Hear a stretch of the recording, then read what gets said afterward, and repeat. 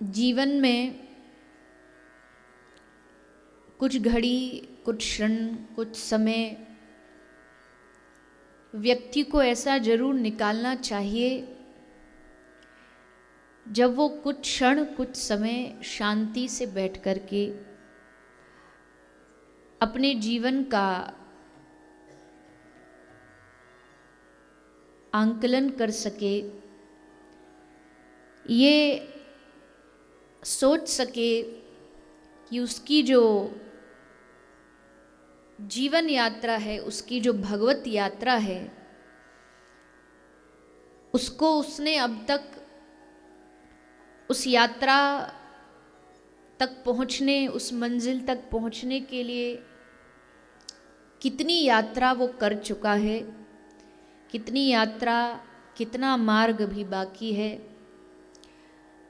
कितना चल चुका है, कितना चलना अभी बाकी है, कितना पा चुका है, कितना पाना अभी बाकी है। क्योंकि अक्सर बाहर की दुनिया में जीते जीते कभी कभी हम अपने हृदय की, अपने अंतर की यात्रा करना भूल जाते हैं, अपने आप को तराजू पर रखना भूल जाते हैं।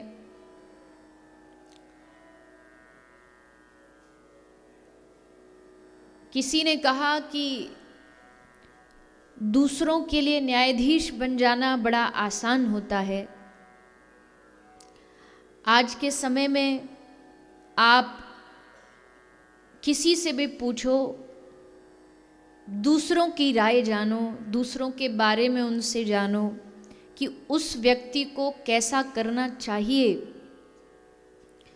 तो हर व्यक्ति बता देगा। देश में राजनेताओं को कैसा होना चाहिए, कथा करने वालों को कैसा होना चाहिए, अभिनेताओं को कैसा होना चाहिए,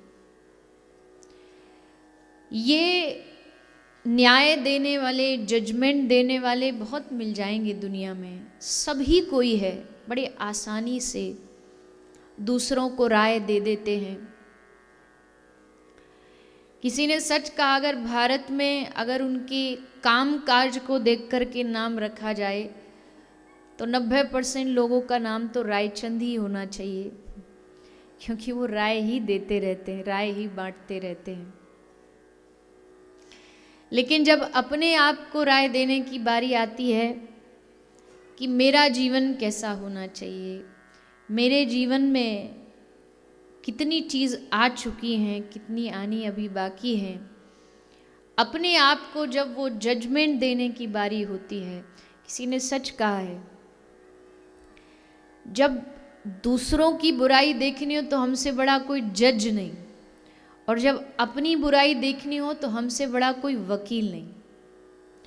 वकील को पता है कि ये झूठा केस है, पर लड़ता जाएगा, दलीलें देता जाएगा, उसकी दलीलें कभी खत्म नहीं होंगी। तो इसलिए अक्सर आज के समय में यही होता है कि हम दूसरों पर अपनी राय बड़ी जल्दी डाल देते हैं, दूसरों की निंदा चुगली बड़ी जल्दी करते हैं, निंदा में रस आता है।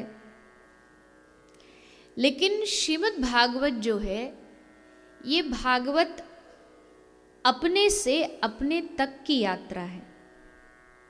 यानी श्रीमद् भागवत बार बार, समय समय पर अपनी बातों से, श्री सुखदेव जी की वाणियों से, बाबा तुलसी की चौपाइयों से हमें सोचने पर मजबूर कर देती है कि वास्तविकता में हमने जीवन में कितना कुछ खोया और कितना कुछ पाया।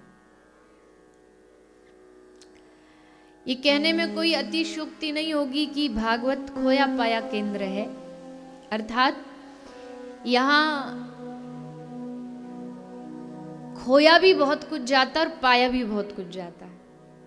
खोया क्या जाता है, जो हम बोझ रख कर के आते हैं अपने जीवन में, ईर्ष्या का बोझ, अभिमान का बोझ, लोभ का बोझ, काम क्रोध का बोझ, वो भागवत छीन लेती, वो भागवत उतार लेती। भागवत जी में या किसी भी मंदिर में जाते हैं तो सब जगह भारतीय संस्कृति में ये परंपरा है कि चप्पलें जो हैं वो उस स्थान से, पवित्र स्थान से बाहर उतार के आते हैं। तो वो चप्पल जो है, वो पादुका जो है, वो किसका प्रतीक है? क्या छोड़ के आना बाहर? चप्पल स्टैंड पर चप्पल ही उतार के आगे बस? अरे नहीं। जूता घर में जूता उतारने का मतलब है कि जब मंदिर में भीतर प्रवेश कर रहे हो तो अपना मान, अपना सम्मान, अपना अभिमान, अपना द्वेष ईर्ष्या भाव वहीं उतार के आओ, तब यहाँ भीतर प्रवेश करना।